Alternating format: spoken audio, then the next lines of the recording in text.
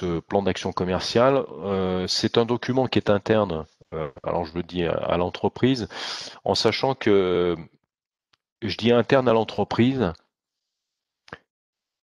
c'est pas inintéressant dans certains cas de figure de pouvoir le partager avec des clients clés, parce que ça leur donne également une bonne lisibilité sur la manière dont vous êtes structuré et votre détermination, en tout cas à tendre quelque chose d'efficace. Donc voilà, c'est bon, pas forcément dans tous les détails, mais ça vaut le coup de le partager de façon à créer une forme de réassurance. Je pense notamment aux petites entreprises qui démarrent en disant mais on va pas sur votre marché par hasard. Voilà ce qu'on a structuré et c'est la raison pour laquelle on est en phase avec vous euh, sur le plan de marche que l'on met en place. Je pose la question, Anne, mais je pense que tu m'aurais interrompu. Il y a des questions, des choses En particulières. fait, Yvan, non, pour l'instant, il n'y a pas beaucoup de... Tout le monde est plutôt préoccupé par les soucis de réseau qu'on rencontre. Du coup, est-ce que éventuellement tu pourrais couper ta Couper ma caméra, caméra. s'il te plaît? Euh, Voilà, on fait de notre mieux, hein. Je profite que j'ai ce temps de parole. On est désolé. Yvan, on entend quand même ce que tu dis. On voit quand même tes présentations. Je rebondis du coup. C'est enregistré. Et puis, Yvan, on verra ce qu'on pourra envoyer comme support pour que les gens puissent avoir facilité la prise de notes. Mais du coup, je vous invite tous à vous concentrer sur le contenu de ce que dit Yvan. Et puis, voilà, ça reste audible. Donc, du coup, voilà, je profite de cette prise de parole pour dire que c'est entendu. Et puis maintenant, si vous avez des questions sur le contenu, n'hésitez pas à les poser. Voilà. Je te laisse couper ta caméra, Yvan, s'il te plaît. Peut-être que ça améliorera la bande passante de ton côté. Je suis en train de regarder les paramètres. N'hésitez pas, ouais, pour les questions, c'est le moment. Non, on continue? Bah écoute, Yvan, je te laisse y aller. Ok, donc plan d'action commercial qui s'inscrit dans une logique d'anticipation. C'est ce que je vous disais, plus proactif alors, s'inscrit dans une logique d'anticipation. L'objectif, c'est réactif. Quand je dis réactif, je vais faire quand même une parenthèse. C'est que ça ne veut pas dire qu'on ne va pas saisir des opportunités dans le cheminement de mon entreprise. Par contre, ce qui est important, c'est de vérifier si ces opportunités me déroutent pas de manière dangereuse du plan de marche que j'ai déterminé. Une opportunité, c'est bien. Ne faire que de l'opportunisme, ça, malheureusement, ça ne permet pas de développer et de pérenniser une activité, une entreprise. Voilà donc ce sur quoi je voulais insister. Ça formalise une démarche globale ou ciblée marketing vente, c'est-à-dire qu'il y a une ambition qui est de couvrir l'intégralité de mon plan stratégique, mais au-delà de ça, ça peut être simplement une partie de ce que je veux faire. C'est une méthode rationnelle pour atteindre ces objectifs. Ben oui, définir le comment au service du combien, ça je le dis souvent, qu'est-ce que je vais mettre en œuvre pour pouvoir réaliser ce que j'ai prévu de réaliser. Et puis alors, je parlais tout à l'heure en action commerciale. euh, en avance de phase de mon business de l'année à venir. Donc voilà, on a une construction avant les 12 mois à venir, puisqu'on se cale souvent sur l'année civile ou l'année comptable, en sachant que c'est pas quelque chose de figé, de statique. Vous l'avez compris, c'est quelque chose qui évolue en permanence, ce plan d'action commercial, et au fil de l'eau, on va régler, réajuster, enrichir les différentes actions de façon à pouvoir agir en temps réel et pas a posteriori. C'est pas une photographie à l'instant T, puis je refais le point dans 12 mois. C'est bien évidemment un outil de travail permettant en permanence de réajuster et de réévaluer mon plan de marche. Euh, Tenir compte de toutes les variables, à la fois externes et internes. Suivant l'entreprise dans laquelle j'interviens, il est clair que je ne mets pas en place la même chose avec la même intensité, sur les mêmes supports, avec les mêmes canaux. Donc on est vraiment dans une notion d'approche totalement personnalisée. Ça c'est pour la partie organisation interne. Et puis bien sûr en fonction du marché et des écosystèmes des marchés qui m'intéressent, je vais en l'occurrence calibrer les choses de manière spécifique. Les d'environnement, ce que j'ai noté sur cette slide, c'est-à-dire qu'il y a des environnements, enfin des contextes économiques, sociaux. Je ne vais pas vous parler de la santé, du contexte actuel dans lequel nous baignons. J'espère le moins longtemps possible. La dimension culturelle, juridique, politique, technique. En tout cas, il y a des facteurs d'environnement qui vont influer directement la nature de mon plan d'action commercial. Et donc, je suis bien obligé en amont de réfléchir à l'environnement dans lequel je vais vouloir et pouvoir évoluer. Si je prends les éléments de marché, vous avez des choses assez classiques. Vos distributeurs, vos concurrents, et là, en fonction bien évidemment des différents acteurs, je vais pouvoir choisir, sélectionner et tenir compte de leur interaction avec mon organisation et avec mon business. Alors, je vous mets pourquoi de situation dernière, je définis son visage, je vais parler d'objectifs commerciaux, l'ensemble des actions commerciales qui me semblent pertinentes à réaliser. Et dans les actions pertinentes, vous le verrez dans la formalisation d'un plan d'action commercial, il y a des choses qui sont du domaine du ponctuel.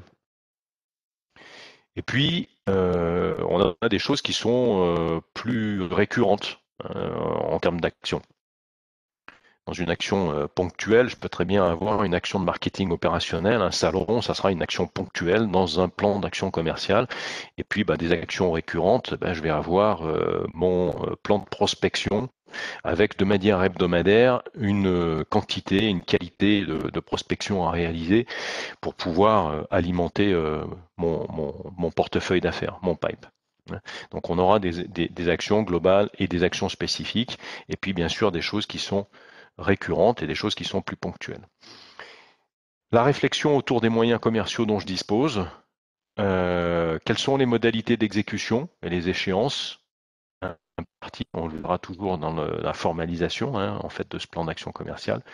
Et puis, chose que l'on oublie assez fréquemment, c'est qu'est-ce que je vais vouloir et pouvoir évaluer dans le cadre de ce plan d'action.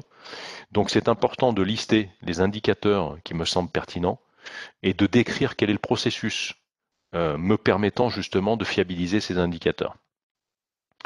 Alors, ça va sans dire, mais c'est mieux en le disant, sur cette partie-là, on s'aperçoit fréquemment, enfin je m'aperçois en tout cas fréquemment, qu'il manque de régularité et de fiabilité dans le cadre des informations qui sont transmises, ou en tout cas qui sont remontées, pour pouvoir avoir des évaluations pertinentes. La data, le chiffre n'a d'intérêt qu'à partir du moment où il y a des quantités de chiffres et une durée représentative qui est cohérente. Donc ça, il faut le déterminer au préalable. Il faut le partager au préalable et pas essayer de tout mesurer en n'utilisant qu'une partie. Pourquoi? Parce que déjà, il y a une démobilisation des contributeurs qui sont censés renseigner de l'information, mais qui comprennent pas en fait la finalité du truc, qu'ils le vivent. Prenez le cas typique de l'utilisation et de la je vais dire la bonne exploitation d'un outil de CRM, d'un outil de gestion de la relation client. C'est pas l'outil qui est à mettre en cause bien souvent, hormis si on se dit tiens il n'est pas ergonomique, bon c'est pas pratique, il n'y a pas d'interaction entre ça et ça, bon très bien. Mais bien souvent, c'est la nature du contenu qui est pas bonne, et c'est ce contenu, en l'occurrence, qui est renseigné par des contributeurs. Si je n'ai pas compris en fait ce que j'allais en faire, il est bien évident que je suis beaucoup moins motivé pour le faire de manière efficace et qualitative.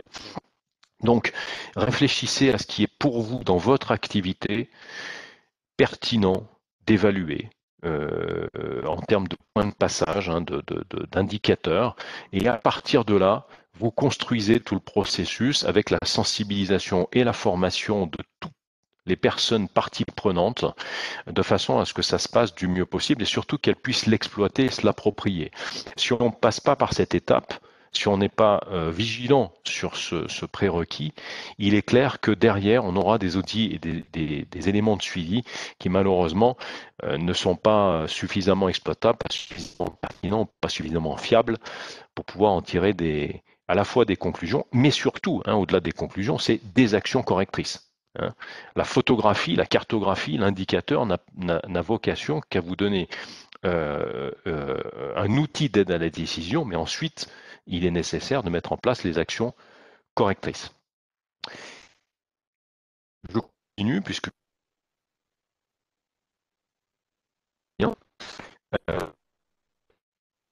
ce que j'ai dit, pareil, ça n'a rien d'exhaustif, mais je voulais vous interpeller sur le fait qu'un plan d'action commerciale, il se partage en interne et avec de nombreux acteurs qui vont interagir. Il y a de l'interdépendance hein, dans ce mode opératoire. Et le travers que je peux constater, alors c'est pas systématique, hein, mais je vous en parle, le travers que je peux constater, c'est que une partie des équipes, et en l'occurrence,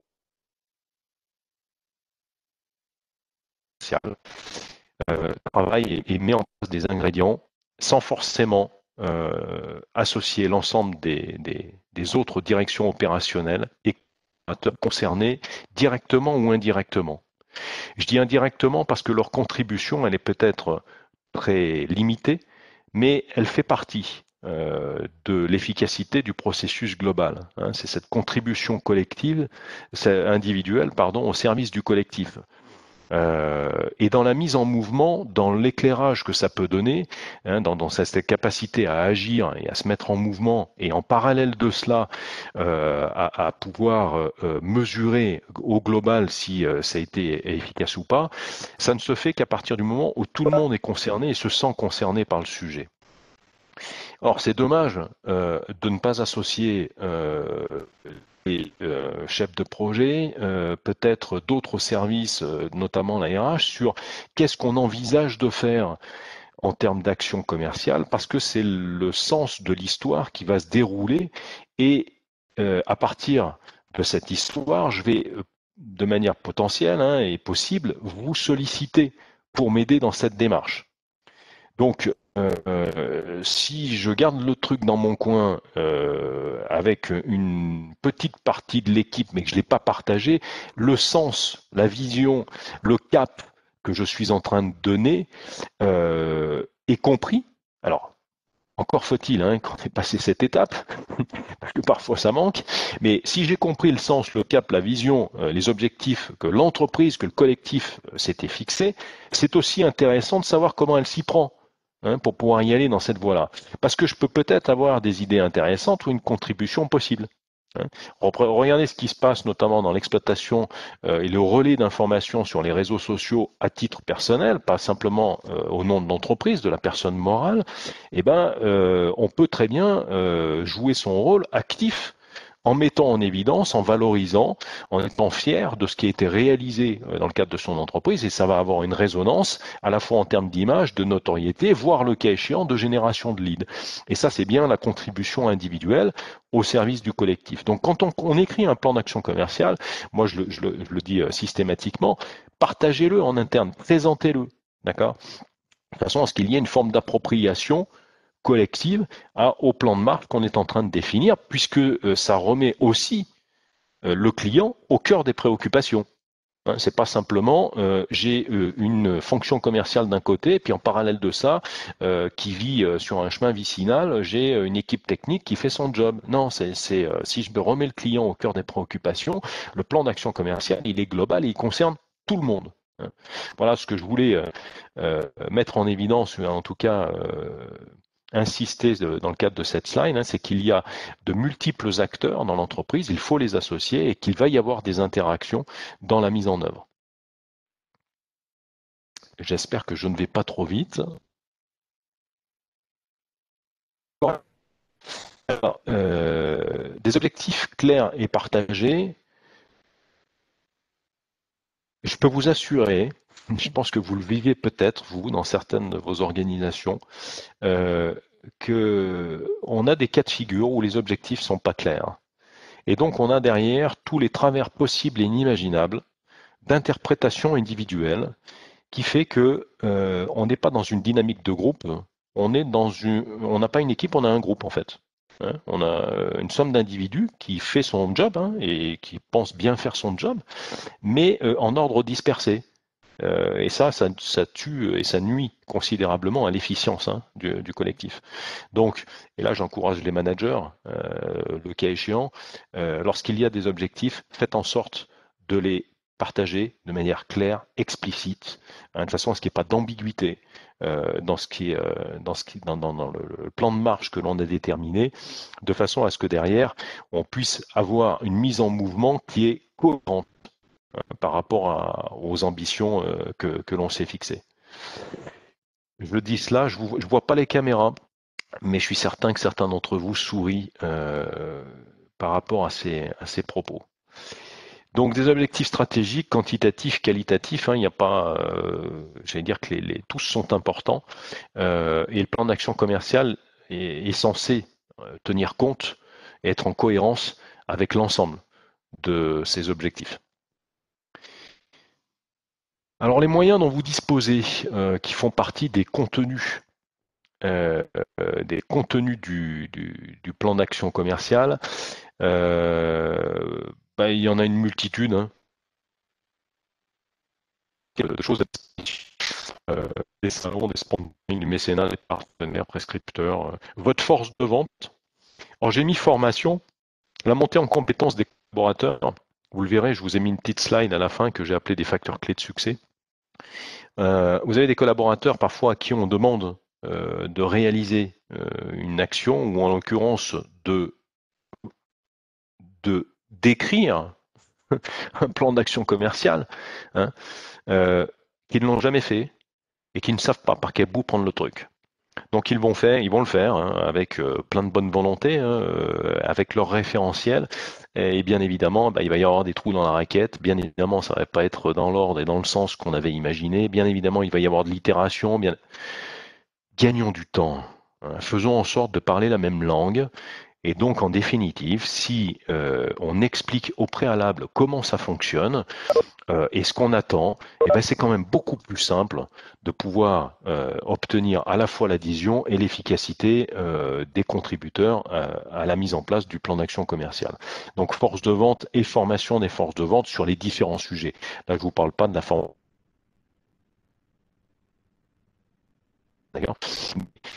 La formation en technique ou sur mon efficacité de prospection, c'est une action à part entière qui peut apparaître dans un plan d'action commercial. Je peux considérer et constater qu'il y a un manque d'efficience sur un sujet donné et en l'occurrence mettre en place un plan de formation spécifique pour ma force de vente, ça fait partie des actions et du contenu d'un plan d'action commercial. Plan de communication, alors, il y a parfois également une confusion, c'est que quand je demande quel est le plan d'action commercial qui a été décliné, on me présente de manière partielle, en plus, un plan de com, un plan de communication. Alors, un plan de communication, c'est intéressant, c'est nécessaire, mais c'est un élément constitutif d'un plan d'action commercial global. C'est pas le seul et unique outil, support, canal à utiliser pour pouvoir promouvoir son activité, qu'il s'agisse d'une activité de service ou de produit, de vente de produits, en direct ou en indirect, en B2B, en B2B2C. C'est pas ça un plan d'action co. C'est la raison pour laquelle j'insiste là sur ce point, soyez vigilants, mais plan de communication, plan d'action marketing direct, de marketing opérationnel, ce sont des éléments constitutifs d'un plan d'action commercial global. Donc je vais les voir apparaître, Je peux les dissocier et faire, entre guillemets, un onglet spécifique sur le sujet, mais tout cela avec une cohérence d'ensemble et une interdépendance de ces différentes actions de façon à ce que ça soit efficace à la fin de l'histoire. Euh, si j'ai augmenté ma notoriété, c'est une action de communication qui a un enjeu stratégique et quantitatif, le cas échéant, dans la volonté de générer du lead entrant, mais c'est un élément constitutif d'un plan d'action commerciale global. Donc il ne faut pas qu'il y ait dichotomie entre un plan de com et un plan d'action commerciale, c'est des choses qui sont totalement interdépendantes. Donc vous avez des emailing personnalisés, l'utilisation de la presse par exemple dans les moyens, communiqué de presse est un outil qui est utilisé et donc vous allez le retrouver, cet ingrédient dans un plan de communication, dans un plan d'action commerciale global et spécifiquement dans votre plan de communication. La réflexion et la mise en œuvre de tout ce qui tourne autour de notre stratégie digitale, qui est un outil à part entière.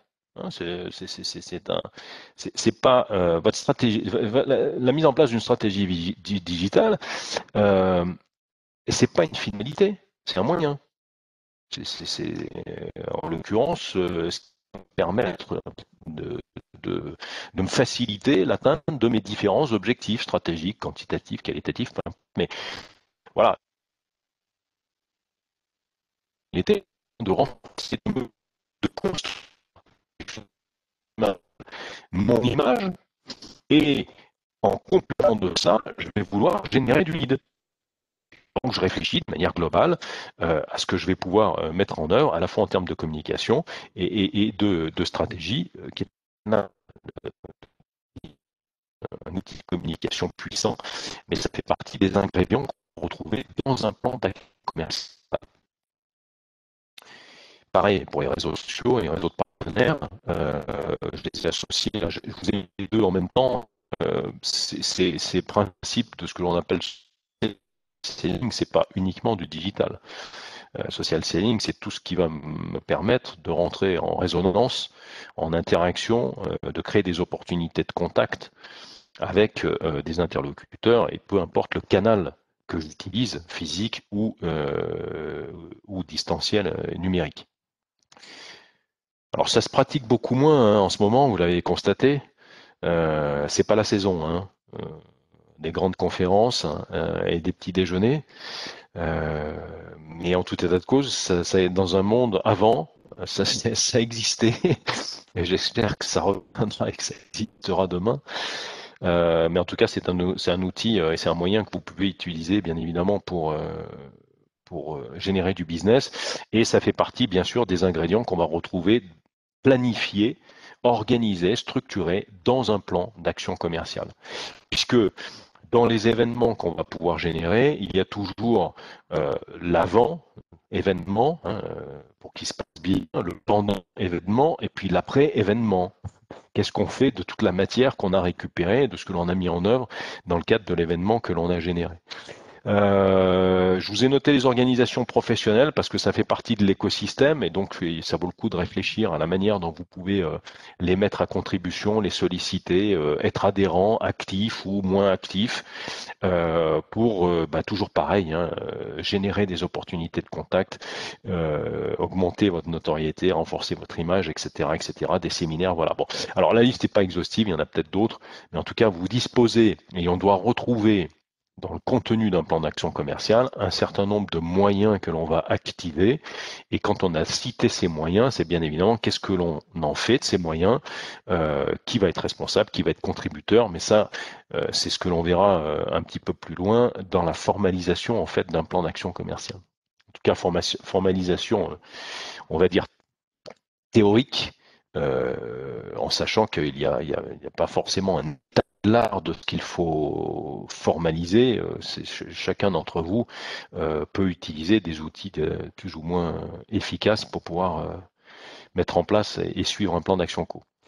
Les supports, faire la checklist des supports dont on dispose, parce que ça va faire partie aussi des éléments à vérifier dans le cadre de son plan d'action commercial. Plaquette, est-ce que vous en avez ou pas? Est-ce qu'il est nécessaire d'en avoir?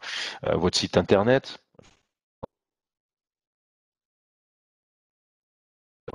je ne sais pas si c'est possible. Ou en tout cas un minimum de vitrine, quoi, de visibilité, hein, de votre activité.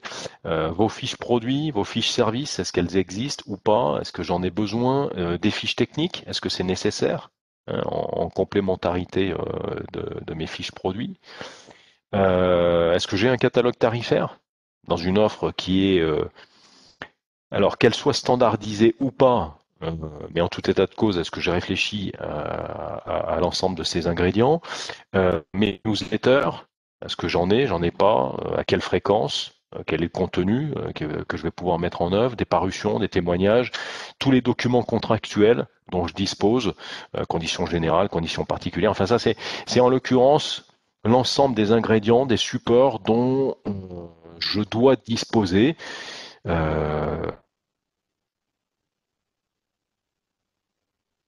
Vos environnements s'il est nécessaire d'avoir ces informations et ces éléments à disposition, mais en tout cas, posez-vous la question au préalable et vérifiez dans votre plan d'action commerciale que vous avez bien mis en œuvre quelque chose de spécifique pour pouvoir aller chercher ou rédiger ou que ce soit le contenant ou le contenu, l'élément dont vous avez besoin pour pouvoir vous mettre en œuvre dans de bonnes conditions.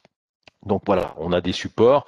Après, la partie budgétaire, c'est des choses aussi que l'on retrouve dans un plan d'action commerciale, c'est-à-dire l'évaluation de ce que ça va me coûter en euros sonnant et trébuchant, en ressources, en temps homme, peu importe, hein, sur ces différentes actions. Ouais, ben, pour vérifier si c'est en cohérence avec ce dont je dispose. Pour le cas échéant, expliquer à mes futurs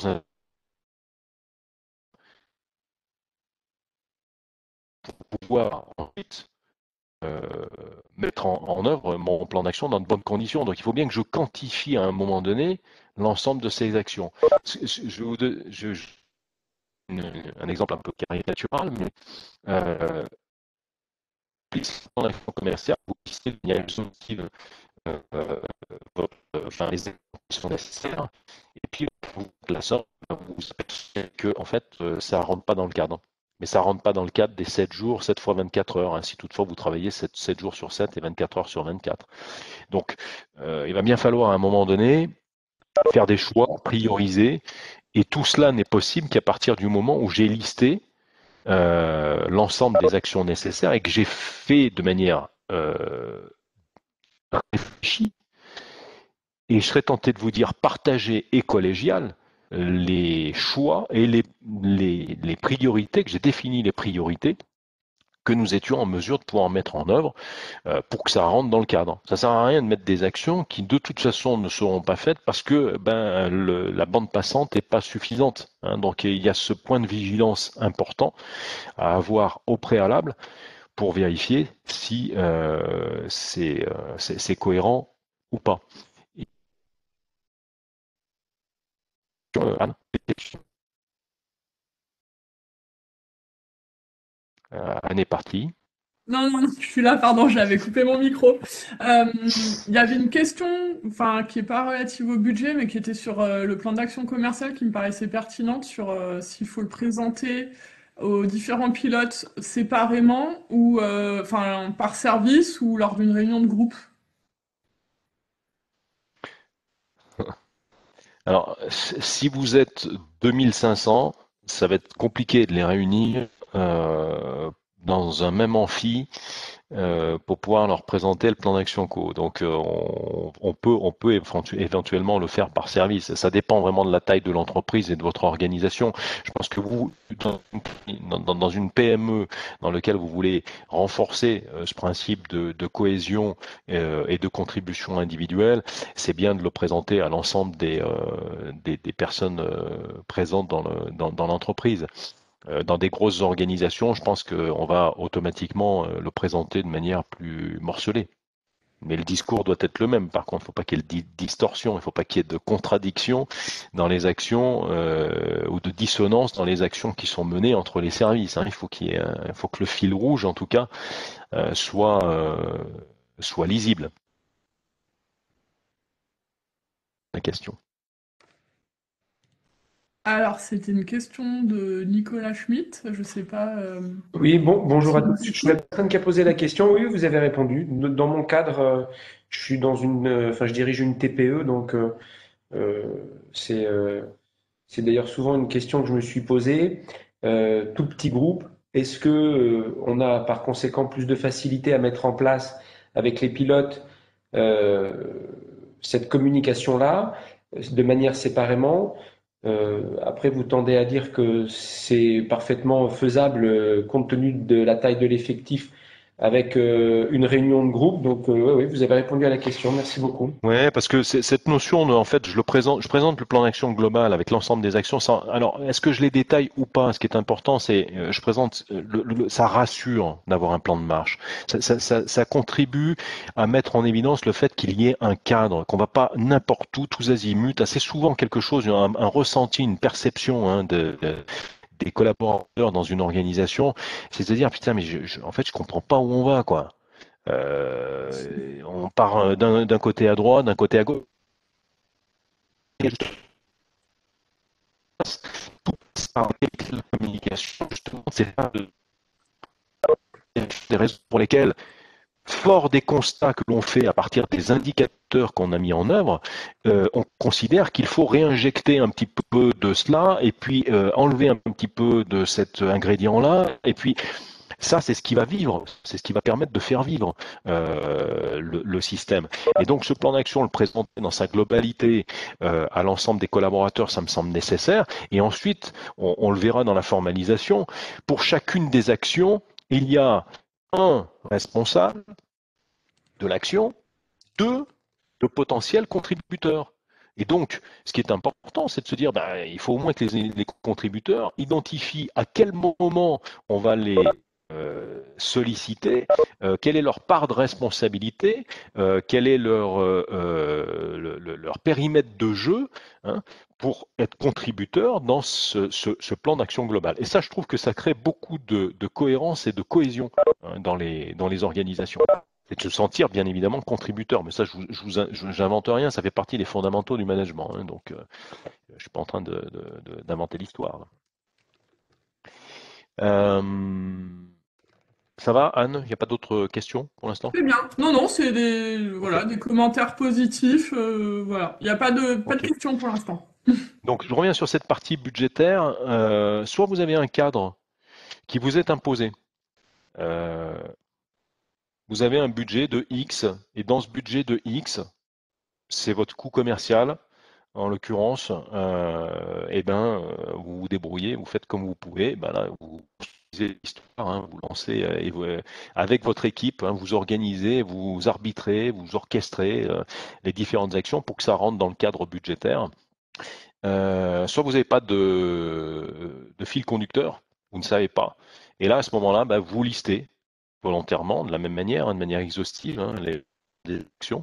Vous regardez ce que ça donne au niveau budgétaire, vous vérifiez si ça rentre dans le cadre du possible ou ce qu'il faut aller chercher comme financement pour pouvoir le mettre en œuvre. Et le cas échéant, si vous n'avez pas suffisamment, qu'est-ce que l'on fait? Eh bien, on fait des choix et on se prive du reste. Voilà, c'est la dure règle de la loi de la vie. Hein, c'est de devoir choisir.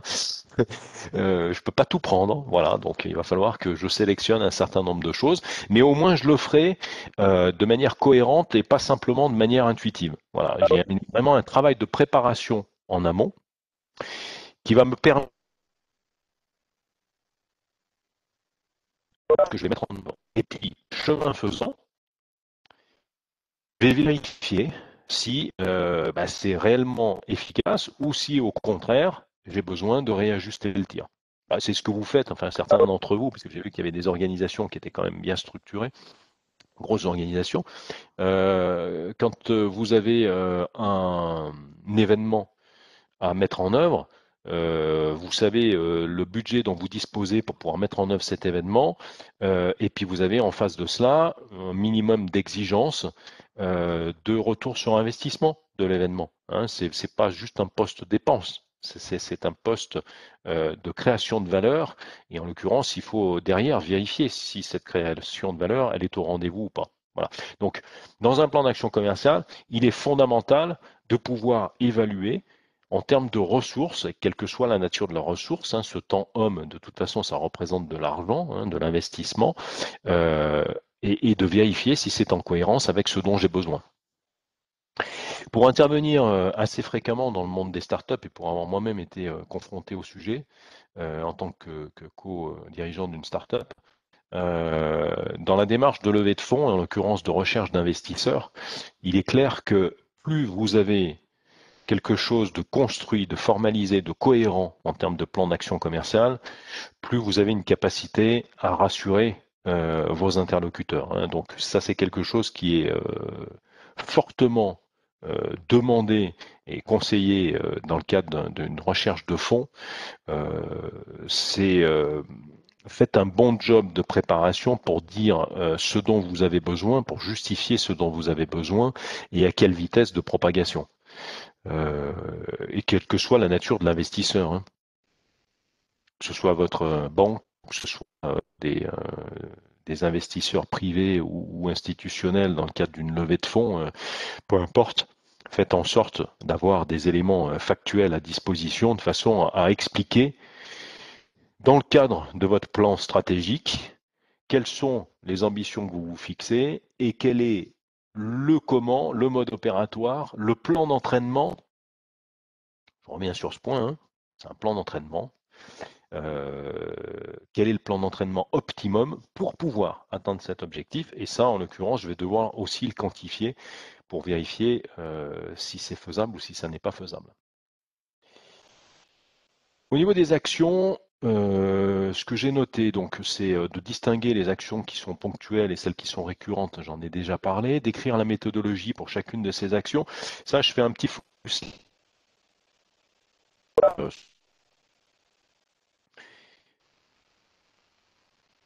diable se cache dans le détail. C'est-à-dire que on nomme une action, mais on n'a pas pris le soin de regarder de manière précise et méthodologique comment ça allait se mettre en œuvre. Donc en fait, c'est l'ensemble des, je vais employer un terme, je vais dire procédure, pour que ça se passe bien en fait. Qu'est-ce qu'il me manque ou qu'est-ce qu'il me manquerait éventuellement pour que cette action elle puisse se mettre en place de manière efficace. Et surtout ne pas minimiser l'impact de ce dont j'ai besoin pour mettre en place l'action, parce que ça risque d'être fortement pénalisant pour la suite des événements. Je vous prends un exemple très simple. Je dis que je liste une action un petit peu générique en disant lancer une prospection sur les 25 comptes d'opinion intéresse sur les segments que j'ai définis comme étant prioritaires. C'est une action à part entière. La méthodologie de l'action derrière, est-ce que j'ai la liste de ces comptes-là? Si j'ai la liste de ces comptes-là, est-ce que j'ai des contacts clés identifiés sur ces comptes? Parce que très clairement, le temps matériel à aller chercher l'information et la manière dont je vais pouvoir récupérer cette information à la fois exhaustive et fiable pour pouvoir mettre en place l'action, c'est du travail à part entière. Donc il va bien falloir le quantifier, il va bien falloir l'attribuer à un responsable ou à un contributeur de façon à ce que ça se fasse du mieux possible. Et dans l'échelle temporelle, puisque à chacune des actions, au revoir Jean-Robert, à chacune des actions, il y a une échelle temporelle associée. On est bien d'accord. Je détermine, si je liste une action dans un plan d'action et que je n'ai pas dit à quelle échéance il fallait que je réalise l'action, il y a forte chance pour qu'elle elle reste en l'état et qu'elle ne soit jamais exécutée. Donc j'ai une échelle temporelle. Et cette notion d'échelle temporelle, il faut que, à partir de la méthodologie, je vérifie si ce que j'ai mis comme échéance est cohérente ou pas. Parce qu'il y a peut-être une inertie, il y a peut-être des obstacles, en l'occurrence, qu'il va falloir franchir et que j'ai besoin, bien évidemment, d'anticiper. Donc, pour chacune des actions, il est fondamental de décrire la méthodologie dont j'ai besoin, que je vais utiliser pour vérifier si je n'ai rien oublié dans ce contexte. Ça rejoint ce que je viens de dire, hein, c'est-à-dire que plus la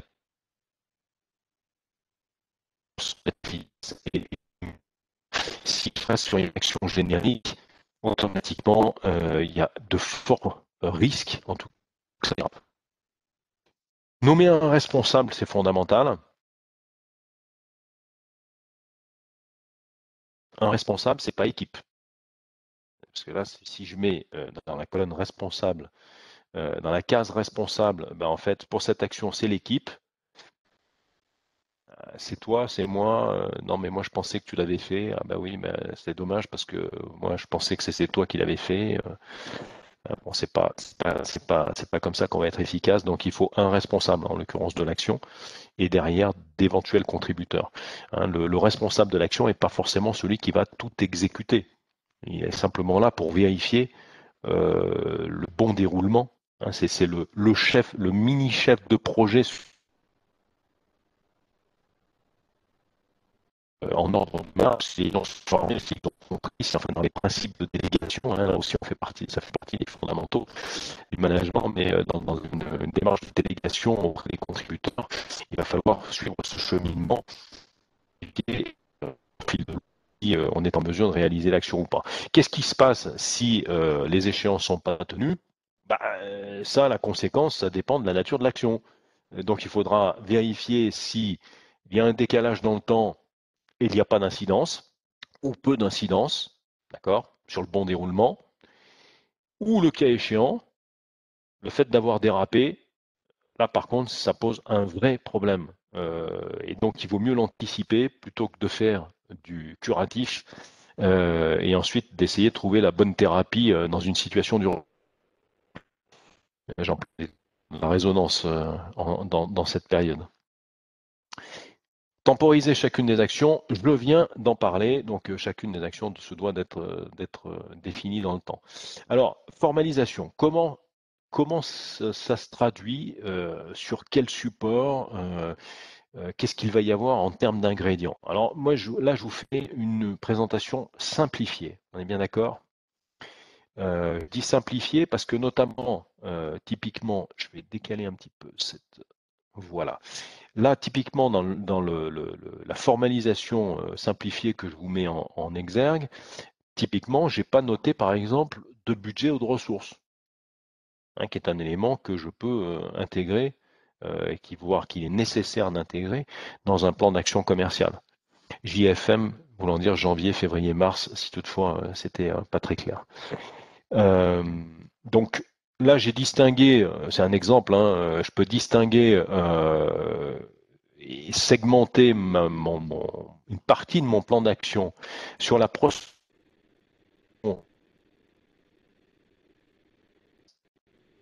Sur ce segment numéro 1, je vais avoir des actions récurrentes et d'autres qui sont plus spécifiques et ponctuelles. D'accord? Et je vais nommer, en l'occurrence, chacune des actions avec l'objectif par action, le responsable, les contributeurs, la méthodo, l'échelle temporelle et puis bien évidemment le statut de mon action. Est-ce qu'elle est en cours? Est-ce qu'elle est finalisée, réalisée ou pas? Enfin voilà, donc c'est le statut hein, de chacune des actions. J'ai pas j'allais dire, de modèle idéal. Il y a des choses qui existent sur le marché, hein, qu'on va retrouver dans la gestion, dans les modules de gestion de projet. Ça peut être un diagramme de Gantt, hein, si certains d'entre vous le maîtrisent, c'est pas très compliqué. Un tableur Excel, peu importe, mais en tout cas, il va falloir le formaliser quelque part, de façon à ce que ça soit à la fois suivi et partagé.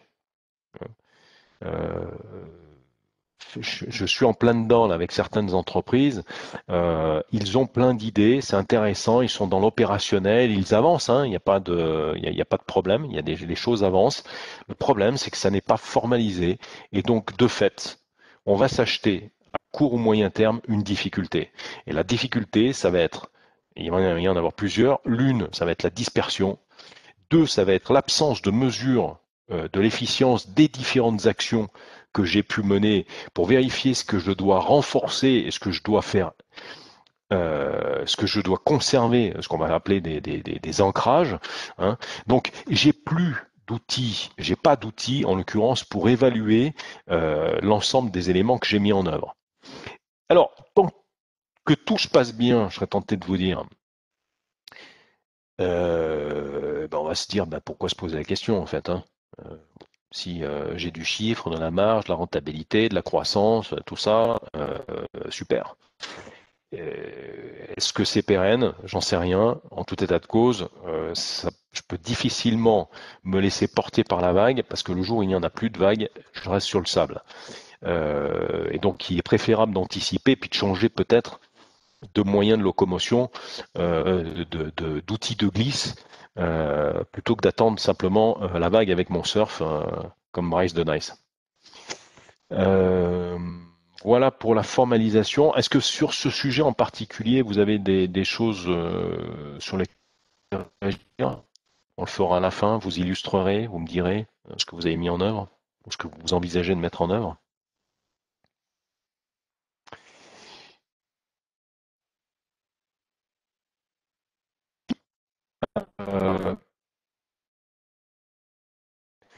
Alors, les indicateurs à déterminer, c'est intéressant de les mettre en place au départ. Qu'est-ce que je veux mesurer et pourquoi faire? Et puis derrière, comment je vais le mesurer? Cet écart, c'est un élément fondamental. La fréquence à laquelle je vais le mesurer, c'est pas utile pour chacune des actions, pour chacun des items d'un plan d'action, de faire ça toutes les semaines. On est bien d'accord. Il y a des choses qui vont se faire au trimestre, il y a des choses qui vont se faire parfois à la semaine, ça c'est par contre c'est nécessaire, d'autres au semestre, d'autres de manière mensuelle. Enfin, ça dépend vraiment de la nature des actions, donc il faut définir la fréquence à laquelle il est nécessaire d'avoir cet outil, de regarder cet outil de pilotage pour pouvoir le modifier, le faire évoluer. Et dans l'évaluation et le suivi, moi, ce que je vous encourage aussi dans la forme, c'est à simplifier. C'est pas utile d'avoir des usines à gaz compliquées qu'il faut 10 minutes pour décrypter. Essayez de construire des outils les plus simplifiés possibles, très visuels, de façon à ce que derrière la capacité et l'effort à fournir soient concentrés sur la mise en place d'actions correctrices plutôt qu'à la réflexion des ratios qui sont présentés ou de la pertinence ou la fiabilité des ratios qui sont présentés. Janvier, février et mars. Là, je réponds au chat. Hein, c'est l'échelle matérialisée. Voilà, donc sur cette slide.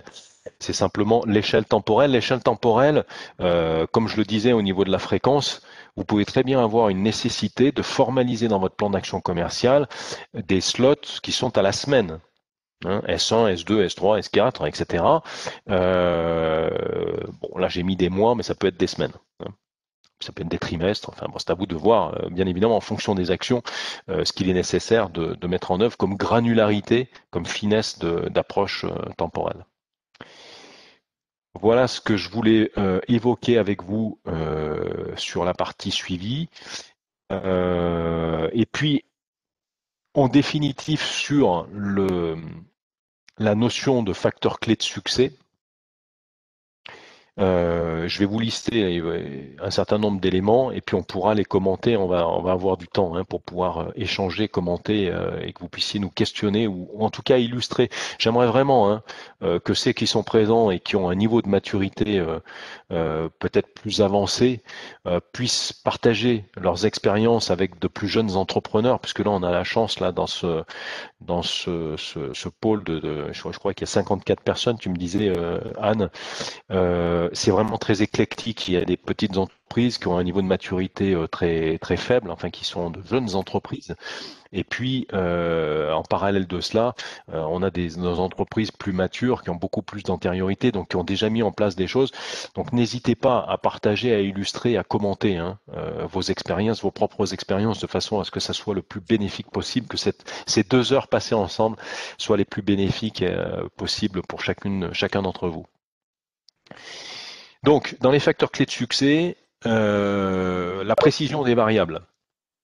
Précision des variables, effectivement, chaque fois que je suis un peu flou, je partis dans l'implicite et non pas dans l'explicite. Je laisse la place à toutes les interprétations possibles et inimaginables. Et ça, c'est un vrai gros danger. Alors, à tous les niveaux, C'est vrai pour de la communication interne, c'est vrai pour de la communication externe, dans les interactions que je vais avoir.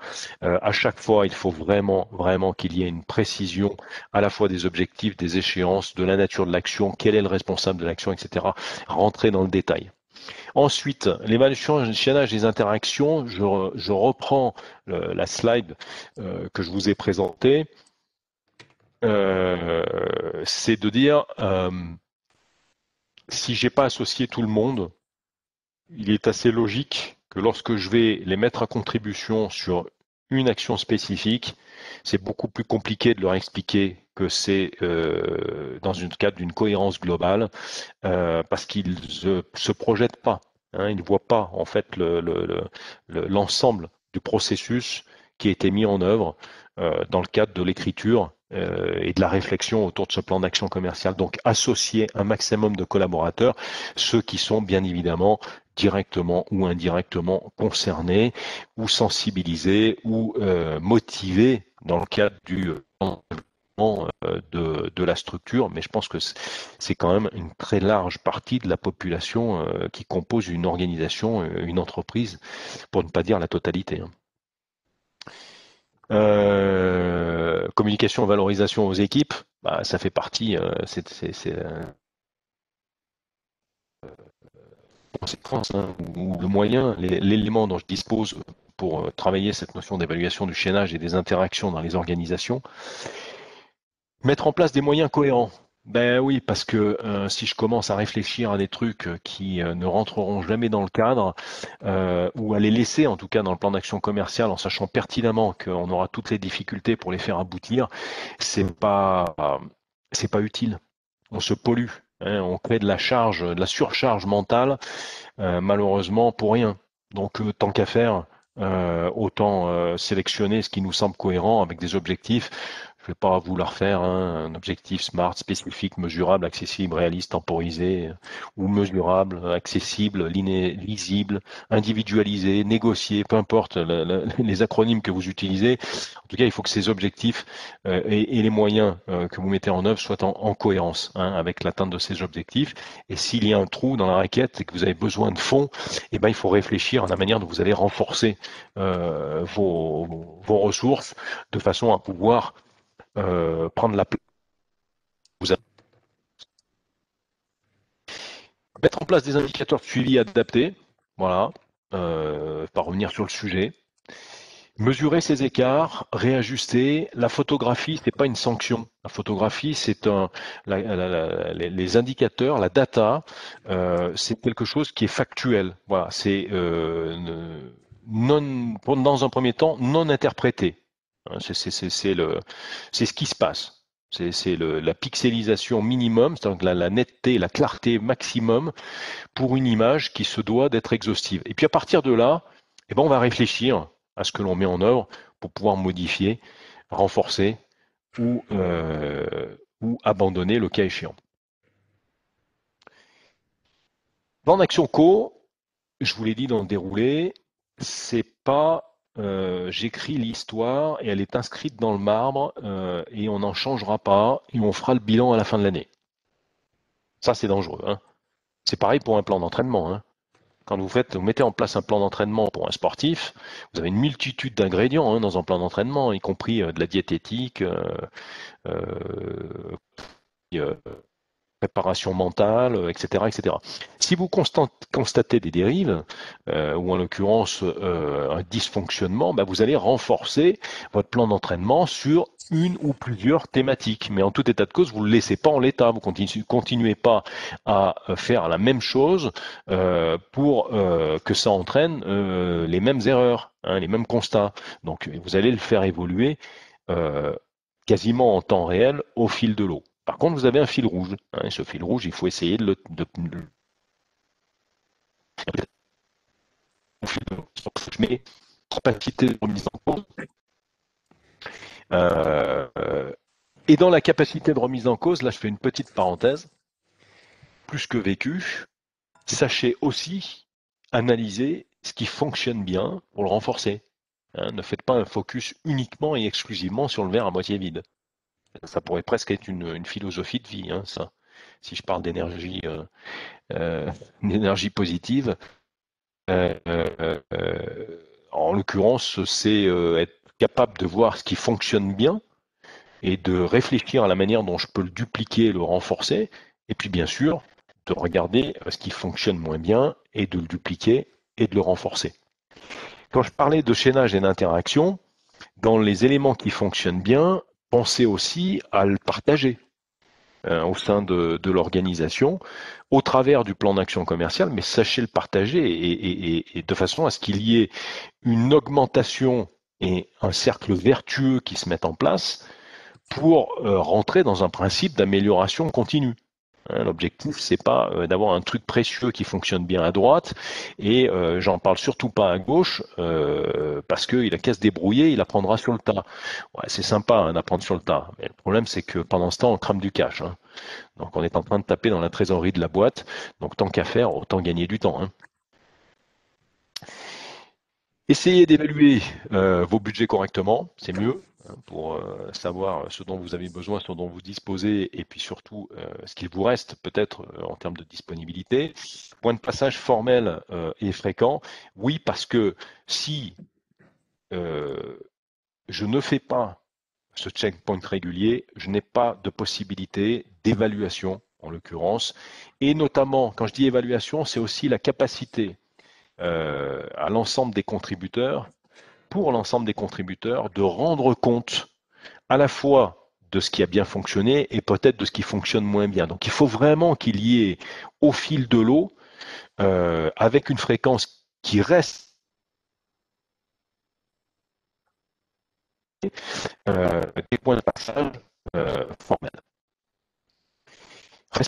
L'échéance, ça tombe sous le sens, c'est-à-dire que si en permanence je pousse ma boule parce que j'ai tout l'opérationnel qui arrive et qui fait que je n'ai pas eu le temps de mener les actions que j'avais prévu de faire, je retombe dans le travers du mode je suis en mode réactif et je suis plus proactif. Donc, je prends le risque de plus si je suis en mesure de pouvoir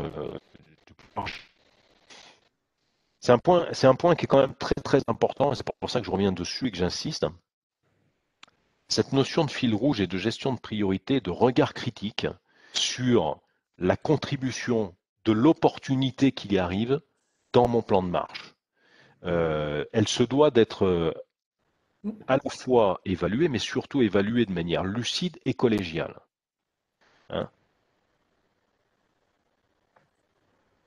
Raison très simple, c'est que je peux très bien avoir des opportunités qui répondent partiellement, mais qui désorganisent complètement le reste de la structure. Et donc, ça va à l'encontre des intérêts du collectif.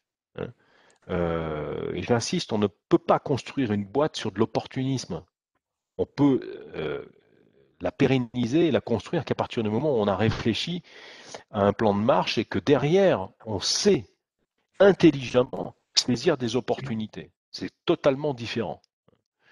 Et ça, c'est quelque chose que je rencontre fréquemment dans les organisations dans lesquelles j'interviens. C'est cette notion de dispersion parce que il y a de l'activité et donc ce foisonnement fait que je prends tout.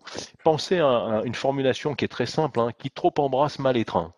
Donc, à partir du moment où je veux tout récupérer sans distinction, il y a de fortes chances pour qu'il y ait des frustrations ou des dysfonctionnements qui se créent, voire le cas échéant, et ça c'est pire, je réduis mes chances d'atteindre les objectifs que je me suis fixés, tout simplement.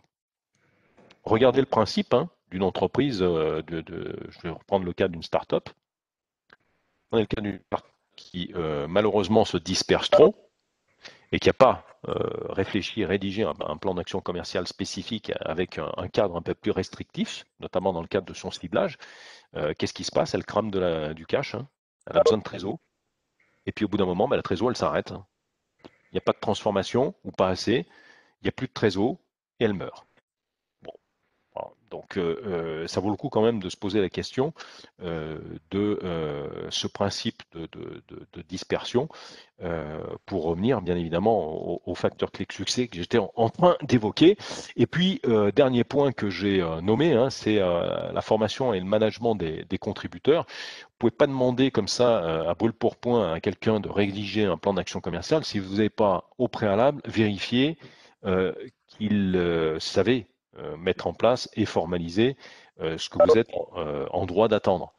Donc, former les contributeurs et les managers pour que eux-mêmes démultiplient l'effort et mettent à contribution l'ensemble de leurs équipes sur la mise en place d'un plan d'action commercial.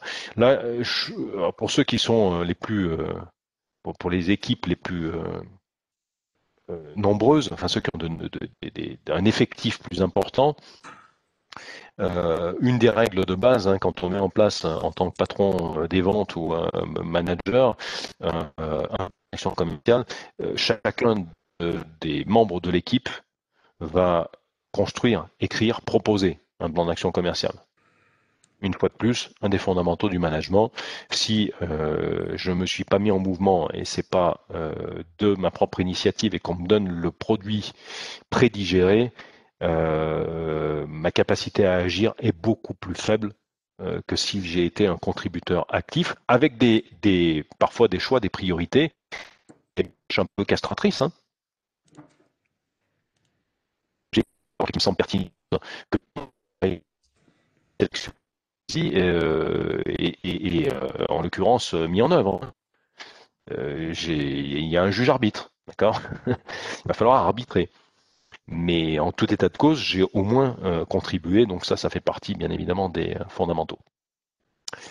Voilà, d'un point de vue, on va dire, méthodologique, ce que je peux vous dire autour d'un plan d'action commerciale. Maintenant, toute la richesse de ce que l'on vient d'évoquer, enfin de ce que je viens d'évoquer, avec ce long monologue, j'espère que personne ne s'est endormi. Ce que je vous propose, c'est d'interagir. Et bien évidemment, je vous laisse la parole pour, j'insiste, illustrer, compléter, questionner autour de cette thématique. Merci beaucoup Yvan, je trouve que c'était une présentation vraiment complète, très, très exhaustive, qui mérite vraiment d'être creusée, mais merci beaucoup. Du coup, oui, est-ce que vous avez des questions? Ça n'a pas trop de questions Mais des pour réactions, l'instant. des Des illustrations. réactions au moins, ouais. Partagez vos bonnes pratiques. Partagez vos bonnes pratiques. Soyez pas avares. Soyez généreux. C'est le moment d'avoir un peu d'échange. Soyez généreux. Bonjour, vous m'entendez ou pas? Oui. Bonjour, Oui, ça. alors, bon, donc moi c'est Sarah Nadji. Donc moi je travaille chez Altro, c'est une société de portage salarial. Et c'est vrai que, alors bon, c'est une entreprise qui a 18 ans. C'est vrai qu'après, bon, bah depuis, il y a eu quand même pas mal de concurrence. Moi je suis arrivée en mai 2019. Je suis responsable développement. Et c'est vrai que je me retrouve dans tout ce que vous avez expliqué parce que moi j'ai dû à partir de zéro et mettre en place un plan d'action. Et je me suis retrouvée dans cette situation. Mais alors, moi, enfin, c'est pas une question, c'est peut-être, enfin, c'est mon ressenti. C'est compliqué quand on est seul parce que du coup, moi, c'était, enfin, pour être transparente, une ouverture de poste. Donc, j'ai dû mettre en place ce plan d'action commerciale. Et étant toute seule à le mettre en place, alors avec mon patron bien évidemment, mais toute seule à réaliser les actions, parce que j'ai pas d'équipe derrière moi, je suis toute seule. Donc c'est vrai que c'est pas évident en fait d'être sur tous les Alors, fronts et de. ce qui est pas évident, c'est de pouvoir le rédiger, de le réfléchir, d'avoir un regard critique, un effet miroir, de ne pas avoir justement un effet miroir pour avoir une critique constructive, ou c'est dans la mise en œuvre que c'est compliqué? Bah, moi, c'était un peu les deux parce que du coup, moi, je connaissais pas du tout en fait le portage salarial avant. Donc, bon, bah, j'ai appris petit à petit. Donc, du coup, effectivement, j'avais pas ce recul. Mon patron l'avait, mais du coup, c'est pas évident après dans la priorisation. Vous voyez, quand vous parliez du tableau, notamment avec enfin, trouver les bons indicateurs par rapport au temps passé de l'action et le taux de transformation. C'est, comme j'ai pas de recul, c'est hyper compliqué pour moi de mettre en Je vais, je vais, place. je vais rebondir, Sarah, sur ce sujet parce que je pense que ça peut concerner pas mal d'entreprises. Le plan d'action co, c'est pas une prédiction, hein. C'est pas une garantie de résultat, hein. On est bien d'accord. C'est une réflexion en amont des moyens qui me semblent les plus pertinents pour optimiser mes chances de succès, c'est-à-dire vendre Mhm, plus, mieux et plus vite. D'accord? Ce qui veut dire que chacune de ces actions sont susceptibles de bénéficier d'un regard critique au fil de l'eau pour évaluer leur efficience ou la modifier, hein, et la modifier, le cas échéant. mhm, Pour cette mise en œuvre, il est clair que lorsqu'on le décline, et ça complète les éléments, et merci de ce partage en tout cas, mais pour cette mise en œuvre, tant qu'on ne l'a pas fait au moins une fois, c'est clair que c'est beaucoup plus laborieux, hein. mhm, Parce que, comme toutes les premières fois, c'est un peu plus mhm. difficile que lorsqu'on a 10 ans d'entraînement sur le sujet et qu'on en a mis en place 50, hein. Donc ça, c'est l'autre point. Et c'est l'une des raisons pour laquelle, là je fais une petite parenthèse, hein, si j'ai le droit de le faire, Anne, c'est l'une des raisons pour laquelle il existe de très bons consultants, hein, par exemple, pour vous accompagner dans la mise en œuvre et dans le déroulé. Après, ce qui est important, par contre, et quelle que soit la taille, parce que là, que ce soit une, deux, trois personnes, hein, dans les TPE, hein, eh ben, c'est toujours deux ou trois personnes. Donc, il faut continuer à le partager, à échanger, à bénéficier de ce regard critique, constructif, bienveillant sur ce qui a été mis en œuvre, ce sur quoi on peut faire évaluer. C'est très compliqué de se dire, ouais, mais je vais créer et je vais construire l'état de l'art du truc qui marche à tous les coups. Bah non, ça marche pas à tous les coups. C'est bien la raison pour laquelle, d'ailleurs, malgré l'efficacité, la puissance, le côté un petit peu chirurgical des plans d'entraînement des sportifs de haut niveau, ils ne sont pas toujours parfois des matchs, hein. C'est pas parce qu'ils ratent des matchs qu'ils arrêtent de mettre en place un plan d'entraînement. Bien au contraire. Bien au contraire. Merci. Merci en tout cas de ce partage. Et puis en tout cas, bravo parce que c'est un vrai exercice à la fois intellectuel, mais c'est compliqué. Voilà, c'est dense, c'est compliqué, ça prend du temps. Et a fortiori, quand je maîtrise un peu moins l'offre que je suis susceptible de commercialiser, ça rajoute une difficulté supplémentaire. Donc chaque fois que je vais changer d'organisation, que je vais changer d'environnement, je vous le disais en préambule, hein, la connaissance, la prise en compte de l'environnement interne et externe est fondamentale dans la capacité à écrire un plan d'action commercial qui est cohérent et pertinent dans mon... OK? Oui. Témoignage?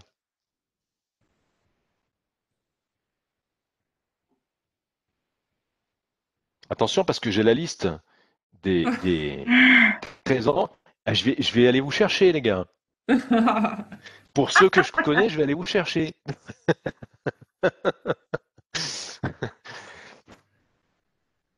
En Alors, fait, ta présentation était parfaite, Yvan. Ça y est, là, ils sont tous. je, Bouche bée.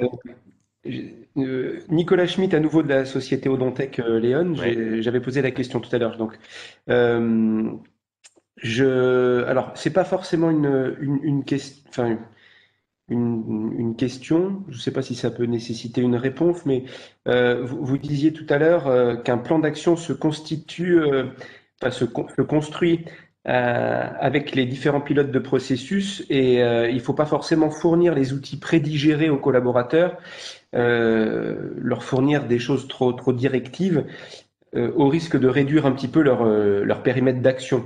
Vous disiez, du coup, bah, ça dilue un petit peu la valeur ajoutée qu'ils pourraient amener dans le cadre du plan d'action commercial. Et donc, toujours dans le cadre de ma TPE, je suis pareil, un petit peu dans le même cas que Sarah, c'est-à-dire nouveau au poste, enfin, depuis 1 an et demi, donc tout jeune pour mener un petit peu la barque, et enfin tout seul. Pas tout seul, mais voilà, c'est nouveau pour moi. Et à des moments, on se pose toujours un petit peu la question de se dire à quel niveau on met le curseur, parce on sait où on veut aller, mais si on est trop directif, trop précis, ben, on enlève un petit peu la valeur ajoutée de l'autre. Si on essaye d'aller dans le sens euh, du ce sur quoi vous tendez à prêcher un petit peu, comptons sur l'autre, ben, on a peur aussi de se dire, on risque de sortir peut-être de la trajectoire qu'on souhaitait donner. Et c'est là où, en fait, c'est un petit peu compliqué. On a toujours un peu l'impression qu'on est sur le fil du rasoir. Alors, je suis désolé, je ne sais pas si j'ai été très clair dans mon intervention, mais bon, voilà, c'est souvent une Je vais difficulté. essayer de rebondir et puis on va voir si la Ok. manière dont je rebondis est cohérente avec avec ce que vous évoquez, Nicolas. Ce qui est important, c'est le cadre. Vous avez parlé vous avez dit ne pas donner les outils. Il n'y a pas de problème à donner un outil et un cadre. L'outil, je parle bien de l'outil. L'outil et le cadre. Oui. Par contre, ensuite, aux collaborateurs de naviguer dans le cadre. C'est ça, sa plage de liberté. C'est ça, en l'occurrence, son périmètre de responsabilité. C'est ça l'autonomie qu'il peut acquérir. Mais il y a un cadre global. Et quand je dis un cadre global, c'est que il y a un objectif qui est un objectif collectif, qui est connu, lisible. Il y a une échelle temporelle qui est connue, lisible. Ça fait partie du cadre. Il y a une échéance de restitution de matière qui est connue, lisible. Ça, c'est le cadre. D'accord. Donc, je donne des éléments sur le cadre avec ce que l'on attend en termes j'allais dire, d'échéance, par exemple, ou de quantité, mais en tout état de cause, le contenu, il est censé l'alimenter. Et alors, dès que je fais mon point de passage, s'il n'y a pas de contenu, c'est que sa contribution n'est pas au rendez-vous sur le plan d'action co. Donc il n'a pas émis d'idée ou d'action ou proposé, il n'a pas été force de proposition sur les actions qui pourraient être menées. Mais j'insiste, c'est pas parce que j'ai nommé une action, que j'ai listé une action un peu sous un format brainstorm, que c'est forcément ce qui va être retenu à la fin. Il y a un arbitrage. Cet arbitrage, il se fera en fonction des moyens, du contexte, de l'organisation, des échéances, de notre conviction de l'efficacité ou l'efficience plutôt de cette action au service de l'efficacité attendue. En l'occurrence une somme de contributions individuelles et le risque, alors je ne sais pas si c'est ce que vous vouliez mettre en exergue. Ben, si, non, mais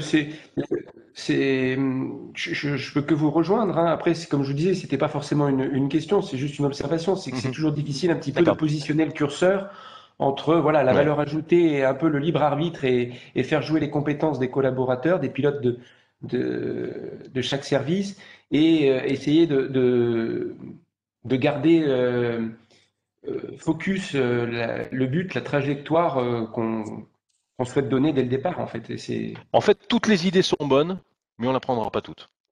Ouais, c'est ça. En tout cas, merci beaucoup.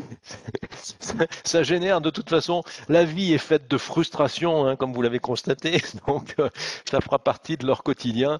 Mais ce qu'il faut, c'est que bien évidemment, ils continuent et conserver en tout cas des collaborateurs productifs, motivés et qui ont envie hein, d'être force de proposition. Voilà, Merci. subtil équilibre. Mm. Alors, témoignage, mise en œuvre. Qu'est-ce que vous avez rencontré comme difficulté? Qu'est-ce que vous souhaiteriez partager? Peut-être des outils que vous avez utilisés qui vous semblent super et dont vous avez envie de faire la promotion?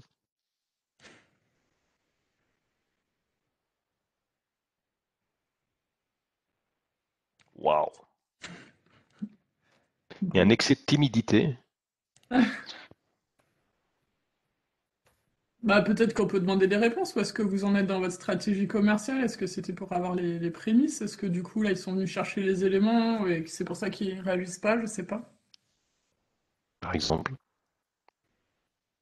Qu'est-ce qui vous a motivé à venir ce matin? Oui.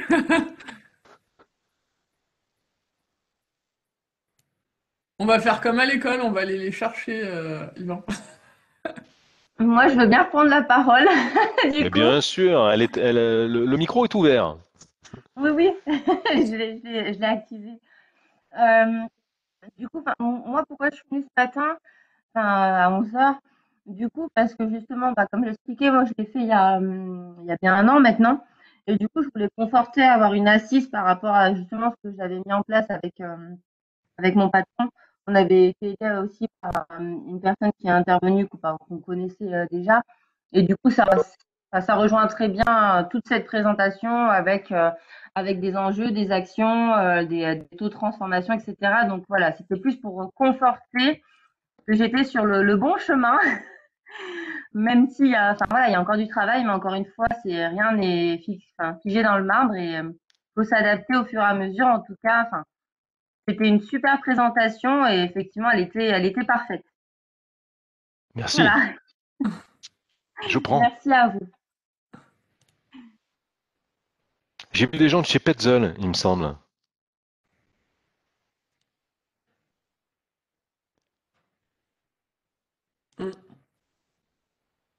Alors j'y vais, c'est Irma Dalmas. Bonjour à tous. Bonjour. Bonjour. Euh, Salut Irma. Salut Anne. Je vous ai rejoint ce matin. Alors moi, c'est une convaincue hein, qui s'est rejoint à vous. Là, c'est une partie de mon métier, accompagner les dirigeants d'entreprise dans la définition de la stratégie et la déclinaison en plan d'action. Donc tout ce que vous avez dit, j'adhère complètement. Seulement, ce que je constate sur le terrain, il n'y a pas beaucoup de gens qui y croient.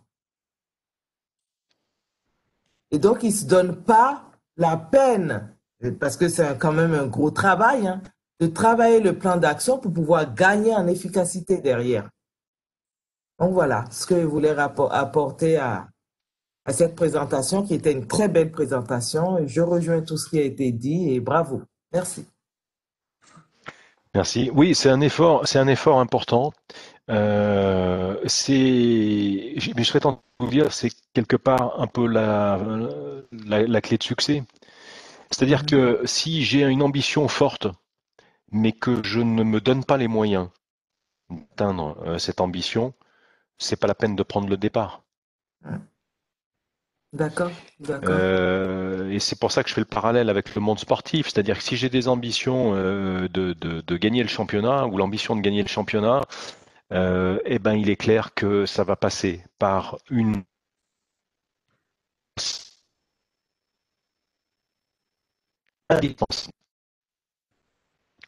il y a un effort à fournir. Je ne peux pas y aller rock'n'roll en me disant vous inquiétez pas, ça va bien se passer. Wow. Mm. Je suis d'accord.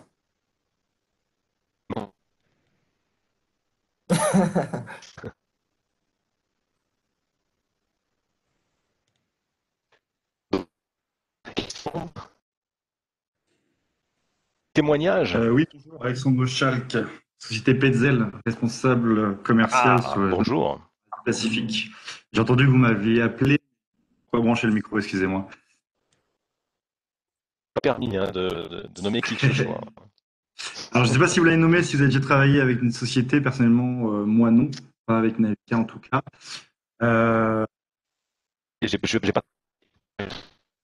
D'accord. Alors, nous, c'était deux pays pour les autres participants et sur Kroll. Moi, ma présence aujourd'hui sur cette réunion, c'est qu'on va partager en fait déjà ce point. Et j'en avais un intérêt dans le cadre de mes fonctions commerciales. Je gère principalement la gestion et la distribution sur l'Asie Pacifique. En fait, ce point un peu méthodo m'intéressait dans le sens où, dans le cadre de l'amélioration de nos stratégies commerciales, sur le développement business, on va dire pour entamer des projets internes à plus grande échelle, donc ça peut être création de filiales, etc.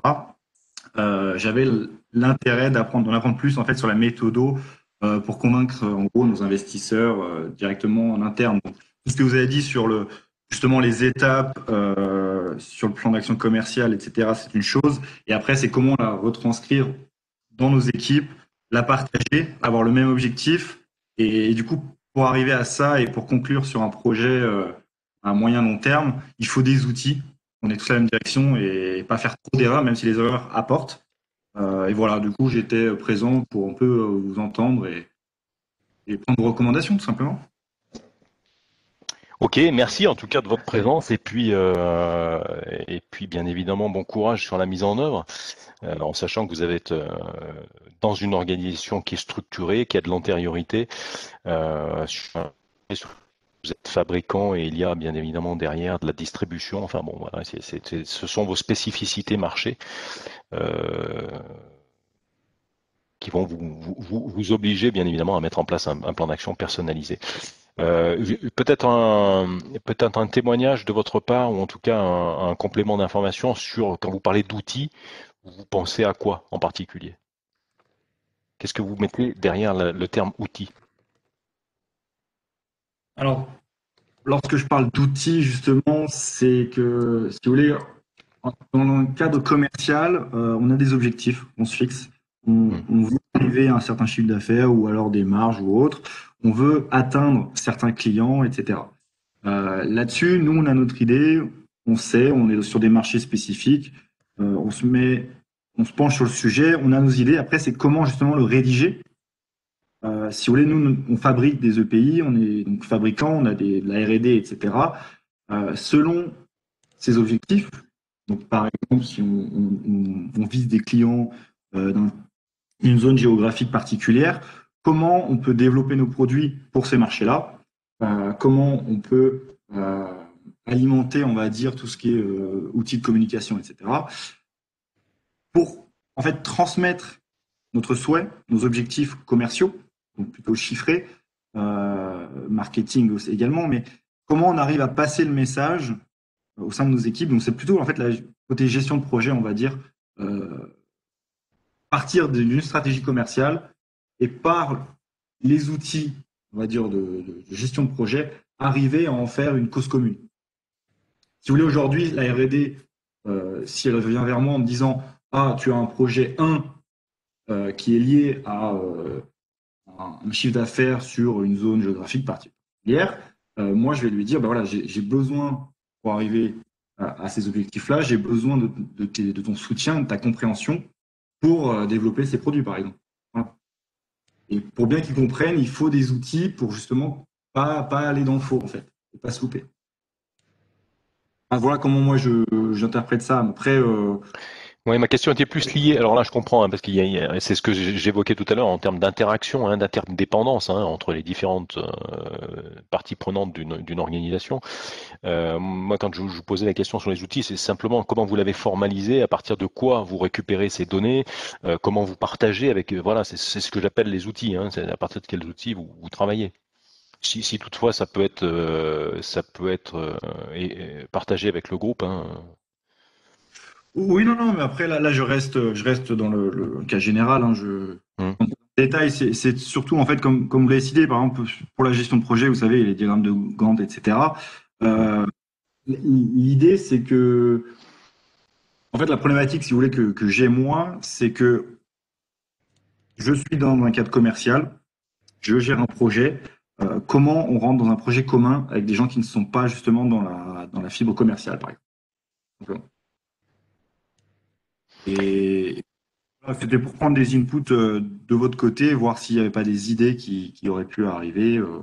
Parce que voilà, Alors, l'une des idées qu'on a déjà évoquées, mais sur lesquelles je vais quand même revenir, hein, c'est cette capacité à impliquer et à présenter, ne serait-ce qu'à présenter hein, ce qu'on envisage de faire d'un point de vue méthodologique, organisationnel, dans un plan d'action commerciale à l'ensemble des acteurs de la boîte. Ça permet de leur montrer qu'en fait le client est au cœur de nos préoccupations, les leurs et les nôtres. Et qu'il n'y en a qu'un qui paye notre salaire, c'est le client, le leur et le mien. Donc de fait, hein, là je suis un petit peu direct hein, quand je tiens ces propos, mais en tout état de cause, c'est une réalité économique. Et donc, de fait, leur contribution, leur mise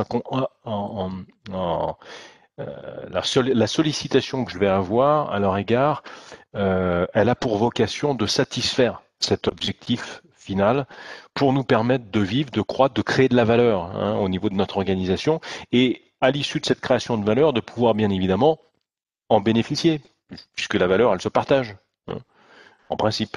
Elle est censée se partager, c'est mieux.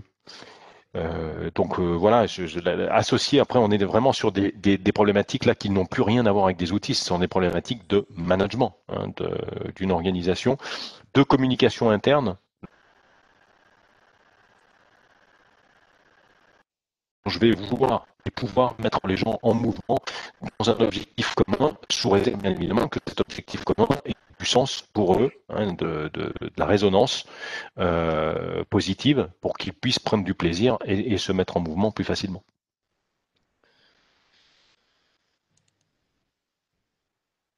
Je ne sais pas s'il y a d'autres points, d'autres choses.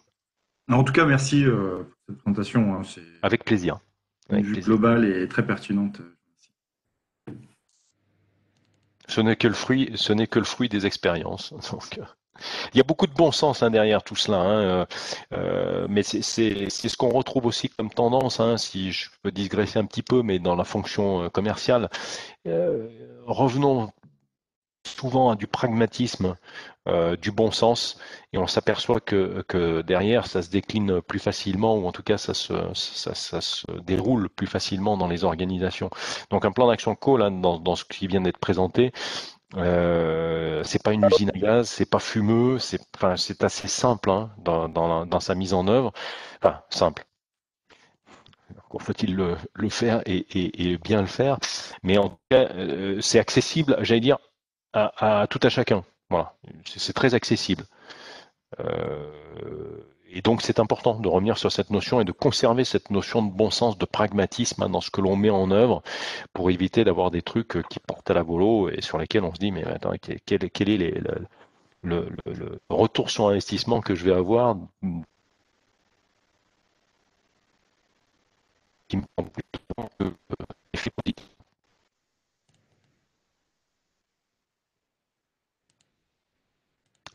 Cool. D'autres points? Bah, je pense qu'on a aussi on a quelques personnes qui ont dû partir pour des rendez-vous, pour déjeuner aussi, j'imagine. Donc du coup, Ouais, pas de problème. Je on a sais, moi, j'ai pas la. aussi. Bon, on a encore une trentaine de personnes avec nous. Ah, c'est la question que j'allais te poser. Donc en l'occurrence,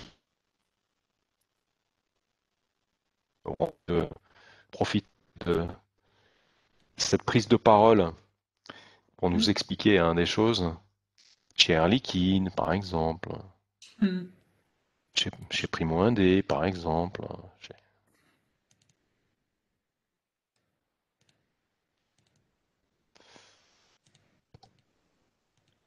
Primo Indé va témoigner. Merci.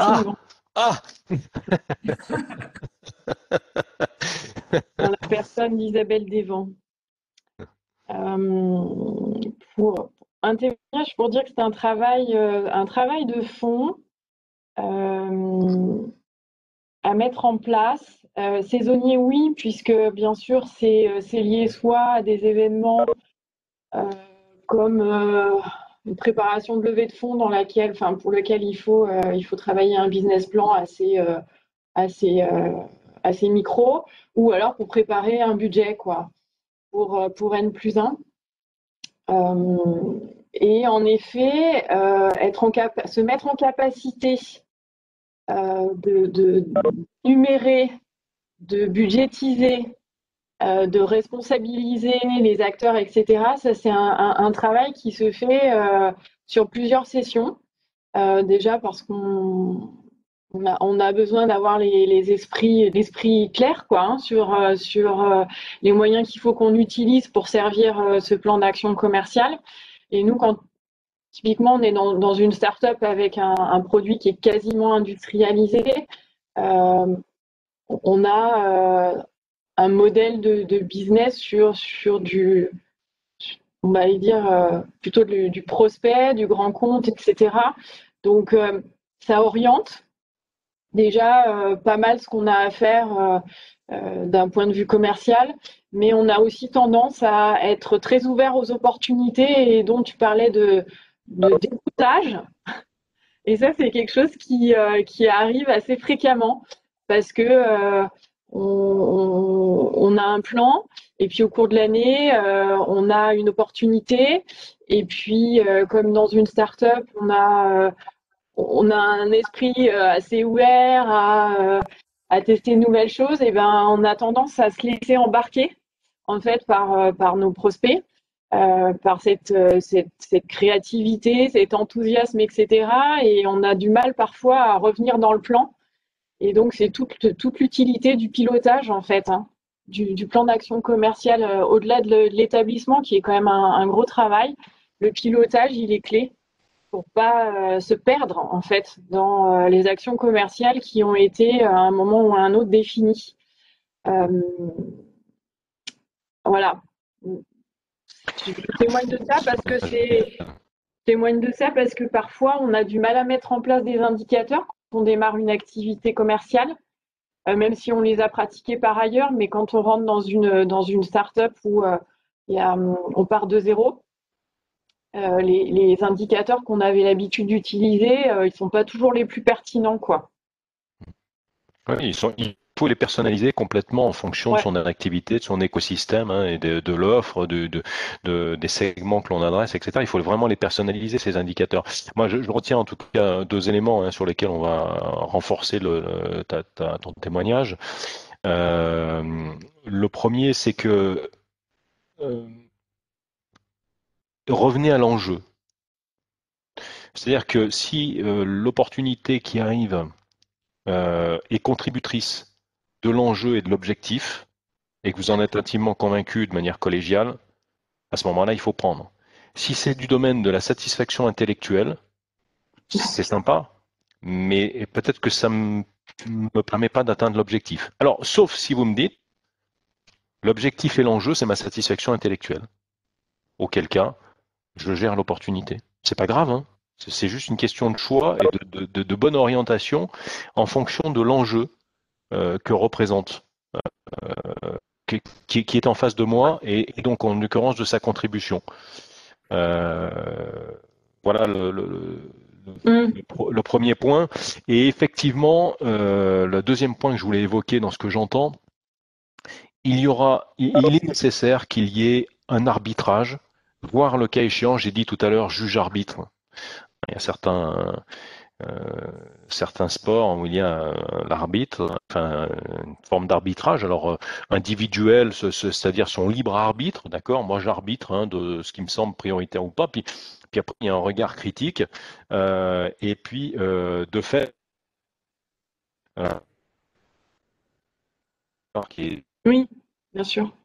Oui, mais bon, et ben, il faut qu'il y ait un juge arbitre dans l'histoire, là. Il faut qu'il y en ait un qui tranche et qui soit capable aussi de dire c'est intéressant, mais non, en fait. Malheureusement, compte tenu des variables dont on dispose, de l'éclairage dont on dispose, des entre guillemets, pourcentage de succès que l'on peut avoir sur ce type de projet, eh bien, on décide de ne pas y aller. Voilà, c'est comme ça. Et c'est castrateur.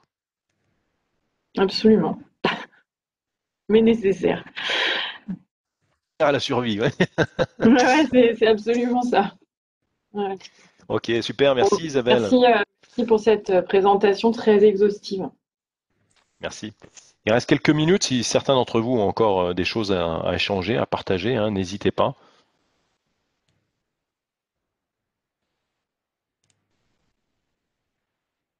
Et dans le cas...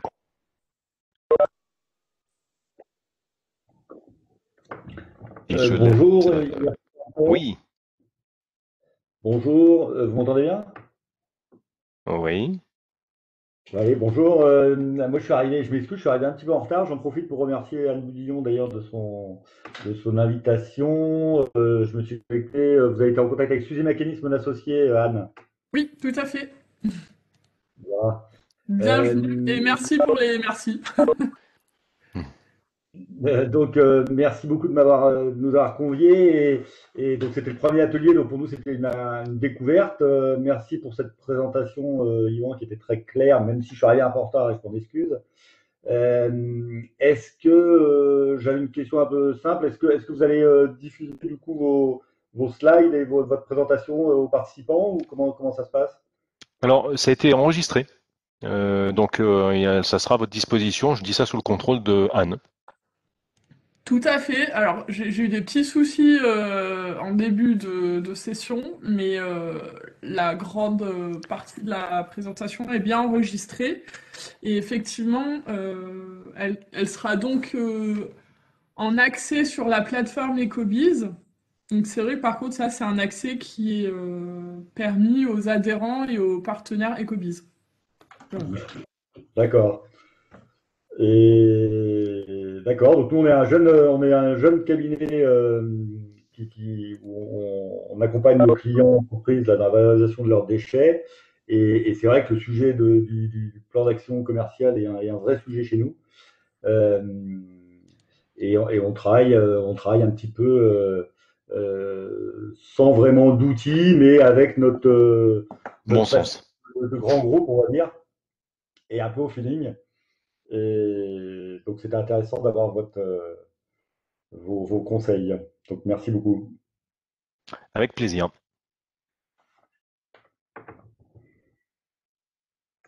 Anne, je te laisse le mot de la fin.